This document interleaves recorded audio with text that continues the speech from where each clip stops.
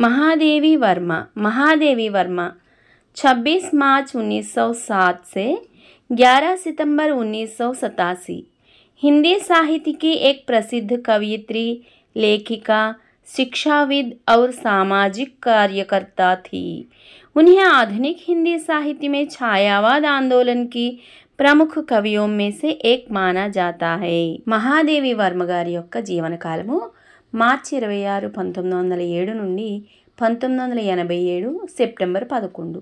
హిందీ సాహిత్యంలో పేరు పొందిన కవయిత్రి, రచయిత్రి, విద్యావేత్త మరియు సామాజిక కార్యకర్త.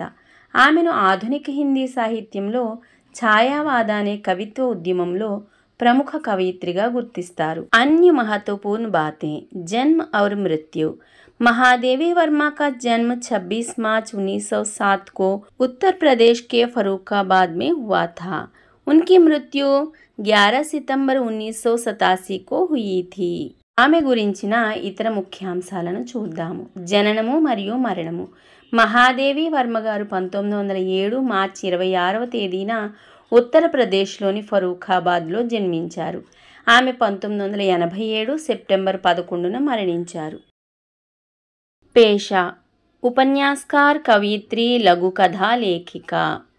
ఆమె వృత్తి: ఉపన్యాసకర్త, కవయిత్రి, చిన్న కథల రచయిత్రి. कार्य: उन्होंने महिलाओं की शिक्षा और सामाजिक सुधार के लिए बहुत काम किया।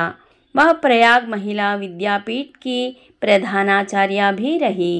ఆమె కార్యాచరణ: ఆమె మహిళల విద్య మరియు సామాజిక సంస్కరణల కోసం ఎంతో కృషి చేశారు. ఆమె ప్రయాగ మహిళా విద్యాపీఠంలో ప్రధానాచార్యురాలిగా కూడా పనిచేశారు. ఉపాధి: 1956 పద్మభూషణ్, 1982 జ్ఞానపీఠ పురస్కార్, 1988 పద్మవిభూషణ్. మహాదేవి వర్మ గారు పొందిన గౌరవాలు లేదా పురస్కారాలు: 1956 సంవత్సరంలో పద్మభూషణ్, 1982లో జ్ఞానపీఠ అవార్డు, 1988లో పద్మవిభూషణ్ అవార్డు అందుకున్నారు.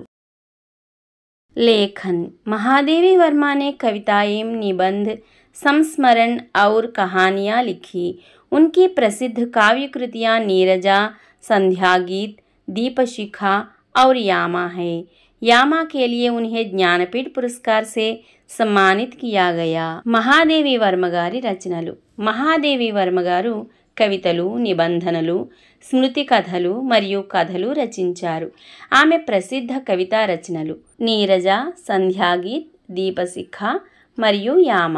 యామ కవితా సంపుటికి జ్ఞానపీఠ పురస్కారం లభించింది. अन्य पहचान: उन्हें आधुनिक मीरा भी कहा जाता है. మహాదేవి వర్మ గారిని ఆధునిక మీరా అని కూడా పిలుస్తారు.